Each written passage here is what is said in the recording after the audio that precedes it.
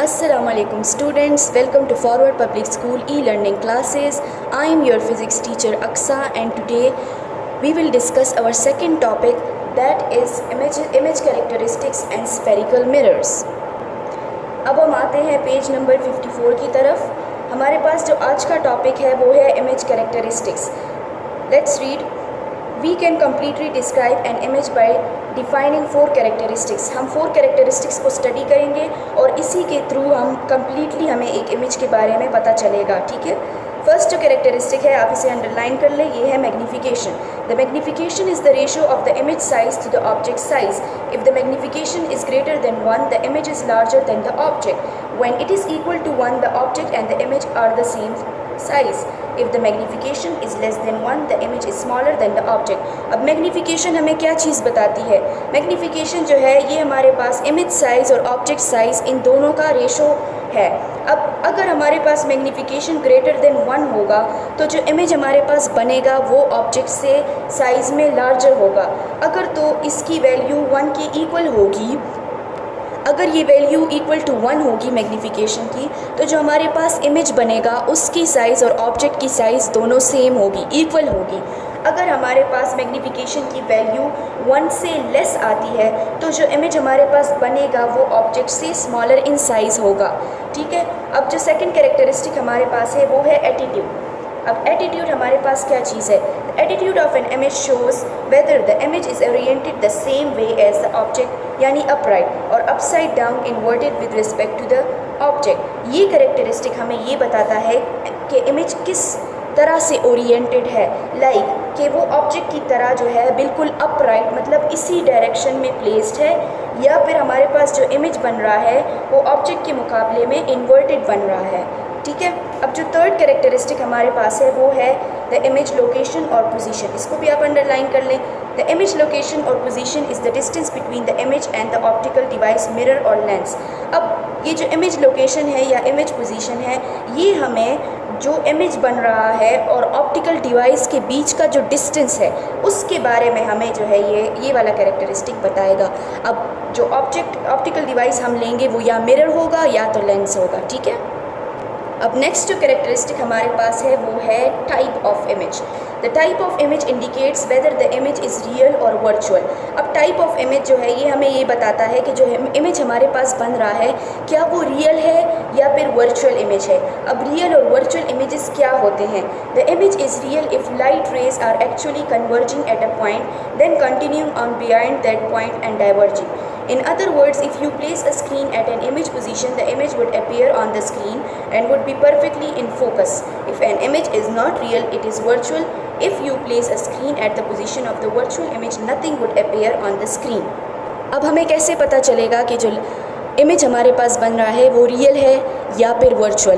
अगर तो हमारे पास लाइट रेज सरफेस से स्ट्राइक करने के बाद जब वापस रिफ्लेक्ट होते हैं और वो सारे रेज इस एक फ़िक्स पॉइंट पे कन्वर्ज होते हैं तो जो हमारे पास इमेज बनता है हम कहते हैं कि ये हमारे पास रियल इमेज है।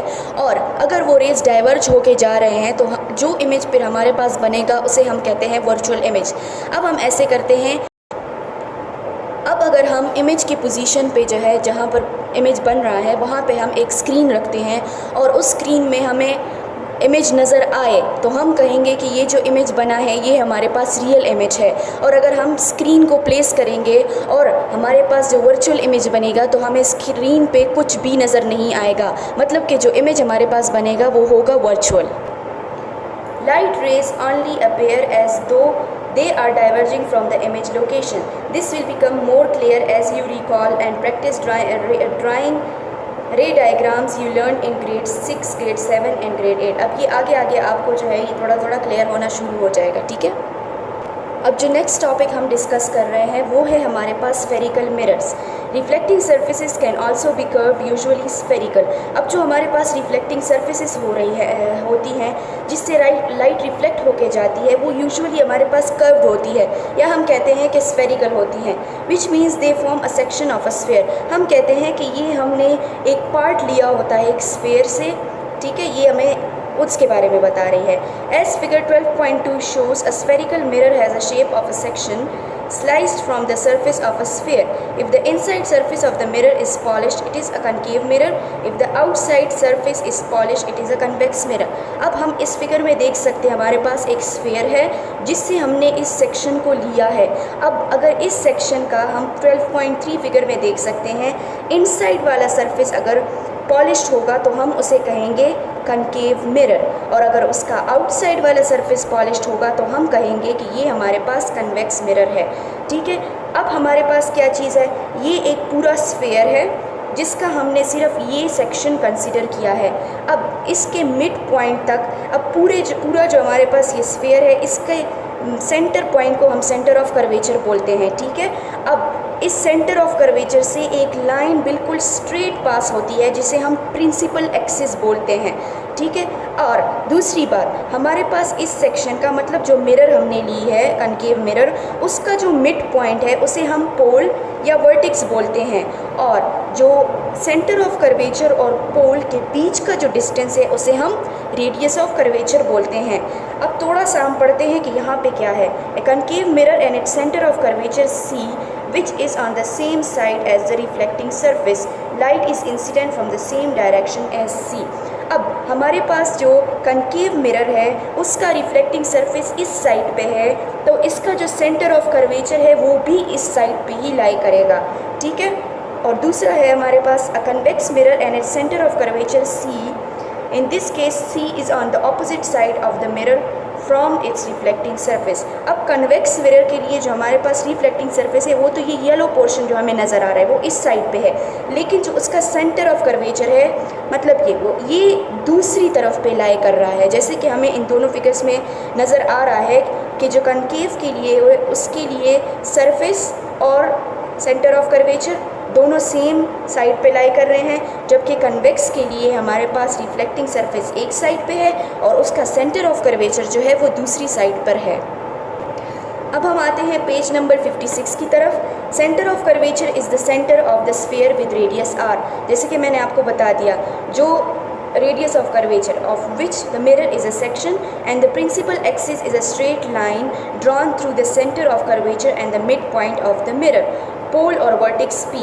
Note that the principal axis intersects the mirror at right angles.